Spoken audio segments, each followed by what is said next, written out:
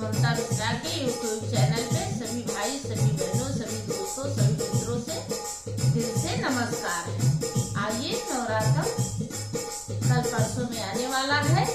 एक बहुत प्यारा से देवी मैया का गीत गाते हैं। अगर गाना अच्छा लगे कमेंट बॉक्स में जय माता दी लिखना, और आइए अच्छे से पूरा फुल आवाज करके सुनिएगा, तभी पूरे गाने का आनंद आएगा। जय माता दी। मैं तो से पूछा वनी मिया के पेड़वा है कवाने गुणवाना, है कवाने गुणवाना, तोहरी सीताली बयरिया है कवाने गुणवाना, तोहरी सीताली बयरिया है कवाने गुणवाना।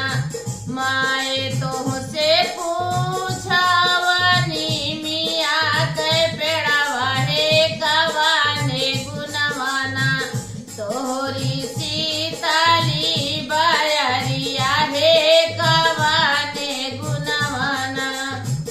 हमारी निडरिया मैया झूला थी झूलनवा है हिया गुने ना, हे हिया गुणवाना, हमारी सीताली बयरिया है हिया गुणवाना, हमारी सीताली बयरिया है हिया गुणवाना। मैं तो से पूछा मामा के पेड़वा है कवाने गुणवाना, तोहरी लंबी लंबी पतिया है कवाने गुणवाना, तोहरी लंबी लंबी पतिया है कवाने गुणवाना।